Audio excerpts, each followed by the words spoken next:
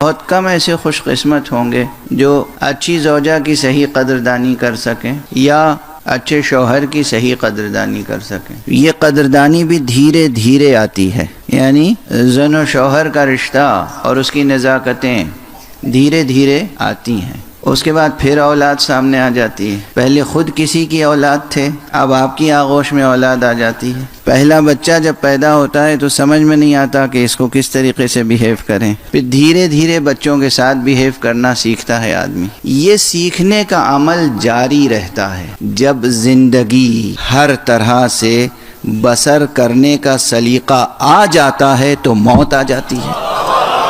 کیا ستم ظریفی ہے، غور فرما رہے ہیں آپ؟ یہ زندگی اور موت کی کیا ستم ظریفی ہے۔ جب اچھی طرح سے زندگی بسر کرنا آتا ہے تو موت آ جاتی ہے۔ اس کے معنی یہ ہے کہ دراصل یہاں بھیجا گیا ہے زندگی بسر کرنے کا ایک تجربہ کرنے کے لیے، زندگی تو کہیں اور بسر کرنی ہے۔ یہاں بھیجا گیا ہے زندگی کا ایک تجربہ کرنے کے لیے، اور زندگی کہیں اور بسر کرنی ہے۔ زندگی یہاں بسر نہیں کرنی ہے، یہاں امور دنیا کو سر کرنا ہے، زندگی کہیں اور بسر کرنا ہے۔ یہ قرآن مجید، یہ قرآن عظیم، یہ قرآن حکیم، یہ قرآن کریم، یہ نور مبین، یہ کتاب مبین، یہ ذکر حکیم۔ خود اس قرآن مجید کے کتنے نام ہیں؟ اس قرآن مجید کے اتنے نام اس لیے ہیں کہ اس کے اندر اوصاف اتنے ہیں، آثار اتنے ہیں، آثار ہیں قرآن مجید کے، قرآن مجید سے وابستہ ہوں۔ اگر آپ ضبط کریں تو یہیں پر ایک ایسی روایت کا حوالہ دوں گا کہ جس کے بعد فوراً ظاہر ہے کہ مصائب کی طرف ذہن ملتفت ہو جاتا ہے۔ قرآن مجید کی پہلی ہی آیت بسم اللہ الرحمن الرحیم، اس میں کتنے آثار ہیں، اس کے کتنے آثار ہیں، صرف آیت بسم اللہ الرحمن الرحیم۔ بیماریوں کے لیے شفا اور مادہ کائنات میں تصرف کا اسم اعظم ہے بسم اللہ۔ بزم علماء تشریف فرمائیں، اہل فکر اہل فن ہیں، اور آپ جتنے ہیں سب انشاءاللہ اہل معرفت ہیں۔ اس کائنات کو دیکھنے کے دو زاویے ہیں، ایک خالص مادی زاویہ اور ایک عرفانی زاویہ۔ دو علم الگ الگ ہیں، یا دو علمی زاویے الگ الگ ہیں۔ ایک ہے مادی زاویہ، یعنی ایک شخص وہ ہے جو اس نے صرف فزکس پڑھی ہے، کیمسٹری پڑھی ہے، اور فزیکل پوائنٹ آف ویو سے وہ کائنات کو دیکھتا ہے۔ اور ایک وہ ہے جس نے علم معرفت حاصل کیا ہے، عرفانی نقطہ نظر سے کائنات کو دیکھتا ہے۔ جو فزکس کے نقطہ نظر سے کائنات کو دیکھتا ہے وہ اتنا ہی دیکھ پاتا ہے جتنا اسے سورج کی روشنی میں دکھائی دیتا ہے۔ ایک بہت بڑی حقیقت ہے جو سادہ سے جملے میں نے عرض کر دی۔ جو اسٹوڈنٹس پیور سائنس کے، کور سائنسز کے، جو نیچرل سائنسز کے جو اسٹوڈنٹس ہیں، وہ بھی آپ کو ڈیفینیشن بیان کریں گے تو یہی کریں گے، فزیکل ورلڈ وہی ہے کہ جہاں تک سورج کی روشنی روشن کرتی ہے، لیکن ہمیں تو اس کی جستجو ہے جو سورج کو روشن کرتا ہے۔ عرفانی زاویہ نظر بہت مختلف ہے، بہت مختلف ہے۔ بعض حضرات معمولی سی لاجک اور سائنس، نیچرل سائنسز پڑھ لیتے ہیں اور سمجھتے ہیں کہ کل علم ان کے پاس آ گیا، پھر ہر چیز کا انکار کر دیتے ہیں۔ جو چیز سورج کی روشنی میں نظر نہیں آتی اس کا انکار کر دیتے ہیں، اور یہ بڑی مشکل منزل ہے۔ کسی چیز کا انکار بھی بغیر دلیل نہ کریں، کسی چیز کا اعتراف بھی بغیر دلیل نہ کریں، دونوں صورتوں میں عقل انسانی گناہگار ہو جائے گی۔ کوئی بات دلیل کے بغیر تسلیم نہ کریں، لیکن کوئی بات دلیل کے بغیر رد بھی نہ کریں، انکار بھی نہ کریں۔ انسان جو کہ ایک روحانی مخلوق ہے، کس اعتبار سے روحانی مخلوق ہے؟ اس لیے کہ اس کے اندر روح ہے۔ یہ روح کیا ہے؟ اس کی تعریف جس انداز سے قرآن مجید نے کی ہے، بظاہر کوئی تعریف نہیں کی ہے، اور بنظر غور کی دیکھیے تو مکمل تعریف پیش کی ہے۔ اب میں نے وہ روایت ابھی عمدن بیان کرنے سے گریز کیا ہے کہ جو فوراً مصائب کی طرف ذہن کو ملتفت کرتی ہے۔ پیغمبر اکرم صلی اللہ علیہ وآلہ وسلم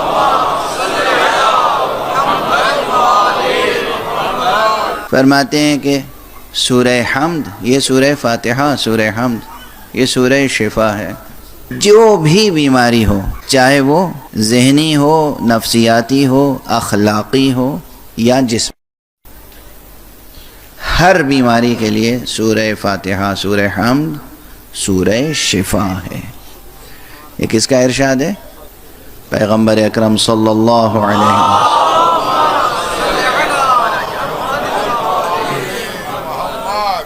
بہت سے حضرات روزانہ مجھ سے پوچھتے ہیں یہ بیماری ہے کوئی دعا بتا دیجئے، یہ بیماری ہے کوئی دعا بتا دیجئے۔ آج میں ممبر سے عرض کر رہا ہوں، اب کم سے کم بیماریوں کے لیے کوئی سوال کرنے نہ آئے۔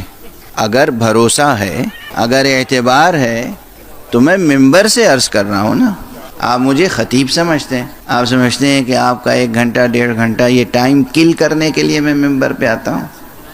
یہ سوء ظن ہے، آپ کو بدظنی ہے مجھ سے۔ میں ممبر سے وہ بات، اس سے پہلے یہ جملہ کہہ چکا، میں ممبر سے وہ بات عرض کرتا ہوں جو حضور حق روز محشر کہہ سکوں۔ تو رسول اسلام خاتم النبیین صلی اللہ علیہ وآلہ وسلم کا ارشاد گرامی ہے۔ خواتین سن رہی ہیں، مرد سن رہے ہیں، بچے سن رہے ہیں، جوان سن رہے ہیں، بوڑھے سن رہے ہیں، بیمار سن رہے ہیں، صحت مند سن رہے ہیں، سب سن رہے ہیں۔ حضرت کا کیا ارشاد ہے کہ یہ سورہ حمد، سورہ فاتحہ، سورہ شفا ہے، اور جس نیت سے یہ سورہ پڑھا جائے، جس مرض کے لیے، اسی مرض میں یہ کارآمد ہوگا اور شفا بخش ہوگا انشاءاللہ بإذن اللہ۔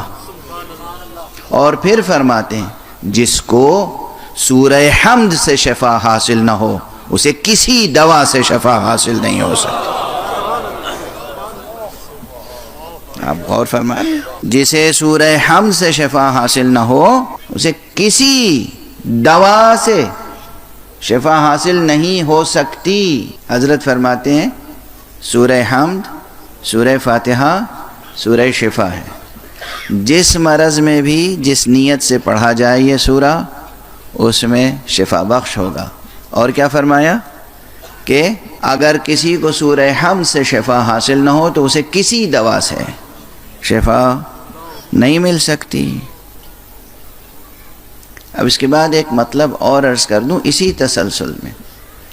حضرت صلی اللہ علیہ وآلہ وسلم سے یا آپ کے اہل بیت سے ہونے والے ائمہ اطہار سے بہت سی روایتیں اور بھی مروی ہوئی ہیں جو طبی مسائل سے تعلق رکھتی ہیں۔ کسی شخص نے کسی بیماری کا ذکر کیا، حضرت نے کوئی دوا بتا دی، یا معصوم نے کوئی دوا بتا دی، کوئی علاج بتا دیا۔ ایسی تمام روایتیں بہت سے علماء اور دانشمندوں نے جمع کی ہیں اور بڑے اہتمام سے جمع کی ہیں۔ طب النبی یعنی نبی صلی اللہ علیہ وسلم کی طب، یا طب الائمہ اماموں کے طب، اس عنوان سے کتابیں ایک سے زیادہ ہیں، متعدد کتابیں، بلکہ سینکڑوں کتابیں ہیں۔ ان میں بعض دواؤں کے لیے یہی جڑی بوٹیاں، ان کے لیے کہیں کہیں پر یہ بھی ہے کہ یہ دوا وہ ہے جو تمام بیماریوں میں مفید ہے الا السام، سام یعنی موت، یعنی موت کے علاوہ ہر بیماری میں فائدہ بخش ہو سکتی ہے۔ اللہ سبحانہ و تعالیٰ نے ایسی چیزیں پیدا کی ہیں جو ہر بیمار کو کسی نہ کسی درجے میں فائدہ پہنچاتی ہیں۔ اکثر بلکہ تمام تر مادی دواؤں کے سلسلے میں کہا گیا الا السام، الا الموت، یعنی موت کے علاوہ ہر بیماری میں۔ لیکن معلوم ہے سورہ حمد کے لیے کیا فرمایا گیا ہے؟ معصوم نے کہا ہے کہ اگر کسی مردہ جسم پر 70 بار یا 100 مرتبہ 100 بار سورہ فاتحہ، سورہ الحمد پڑھ کر دم کیا جائے اور وہ جی اٹھے تو تعجب نہ کرنا۔ واضح ہے انشاءاللہ یہ معروضات، یہ گزارشات یاد رہیں گے آپ کو اور آپ اس سے فائدہ اٹھائیں گے۔ کوئی بھی بیماری ہو، معمولی سی بیماری ہو یا خطرناک بیماریاں ہوں، مزمن بیماریاں ہوں، کوئی بھی بیماری ہو، قرآن شفا ہے۔ سورہ مبارکہ فاتحہ، سورہ حمد شفا ہے، اور سورہ حمد وہ سورہ ہے کہ جو موت کو زندگی سے بدل سکتا ہے۔ بہرحال اب یہ قرآن مجید بہت سے ذہنوں میں اٹھنے والے سوالات کا جواب تو یہیں مل گیا ہوگا۔ میں نے پہلے جناب ابراہیم کا واقعہ ذکر کیا کہ جناب ابراہیم نے 4 پرندوں کو لیا، انہیں ٹکڑے ٹکڑے کیا، 4 پہاڑیوں پہ تقسیم کیا، پھر آواز دی اور وہ صحیح و سالم ہو کر پرندے اڑتے ہوئے ان کی بارگاہ میں آ گئے، یعنی گویا مردہ زندہ ہوا۔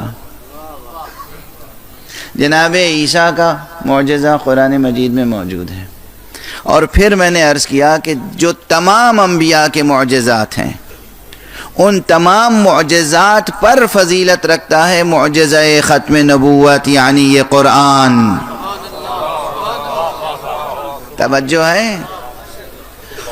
اور جب قرآن فضیلت رکھتا ہے ان تمام معجزوں پر، تو اس کے معنی یہ ہے کہ اس قرآن ہی میں بعض وہ کلمات ہوں گے، بعض وہ اسماء ہوں گے، بعض وہ اسرار ہوں گے، بعض وہ سورے ہوں گے، بعض وہ آیتیں ہوں گی جو بیماروں کو شفا بخشتی ہوں گی، نابینا کو بینا کرتی ہوں گی، مردوں کو جلاتی ہوں گی۔ اور جب اس قرآن مجید میں یعنی ان الفاظ میں یہ تاثیر ہے، تو جنہیں اللہ نے قرآن ناطق بنا کر بھیجا ہے، کیا ان کے انفاس قدسیہ میں یہ تاثیر نہ ہوگی؟ اسی لیے ہم جب ذکر کرتے ہیں کہ کسی معصوم نے کسی مردے کو ٹھوکر مار دی اور جی اٹھا،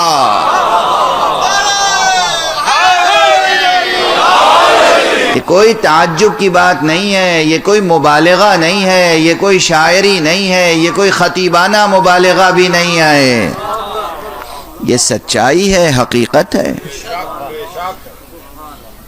معصوم کے انفاس قدسیہ میں یہ تاثیر ہوتی ہے۔ عیسیٰ اگر اپنے لبوں سے کچھ کہہ دیں اور کوئی جی اٹھے، تو وہ ہستی جسے خود مصطفیٰ کہیں کہ اے علی تیری مثال میری امت میں عیسیٰ جیسی ہے،